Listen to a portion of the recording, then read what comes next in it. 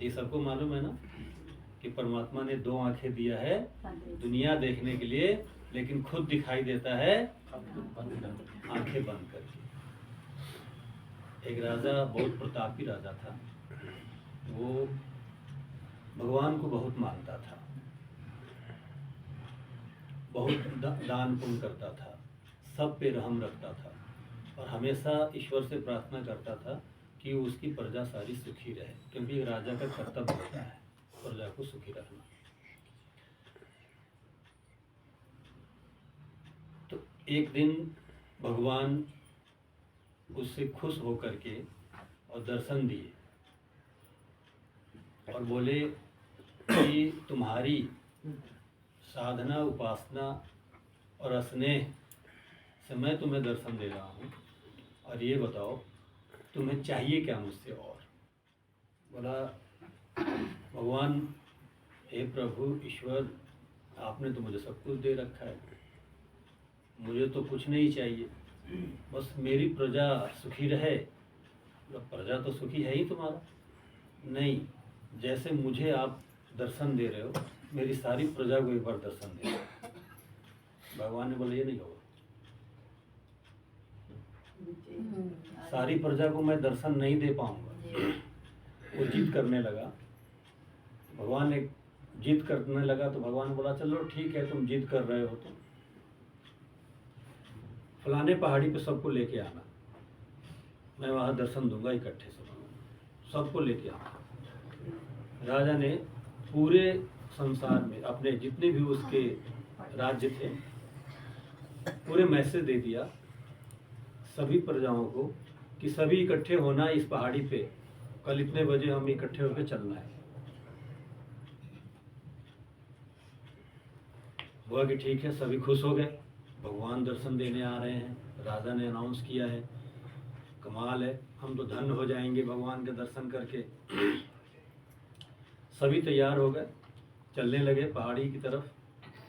चलते चलते दिखाई दिया बहुत सुंदर तांबे की पहाड़, तांबे के सिक्के का पहाड़।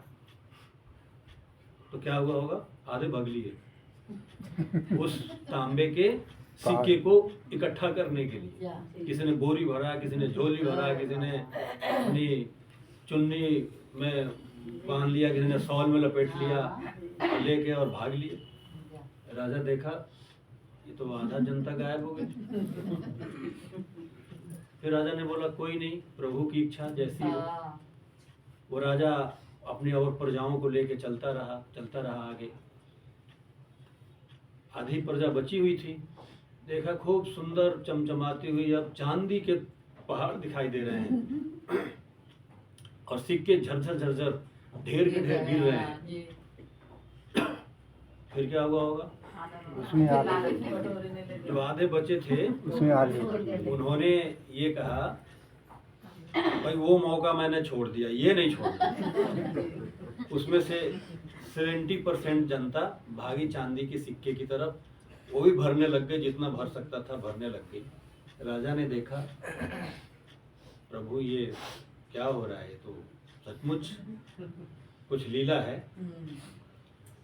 अब बच गए थे 10% प्रजा, जो राजा और रानी के साथ साथ चल रहे थे। चलते रहे क्योंकि समय दिया हुआ था भगवान ने, और थोड़ी सी और दूरी थी।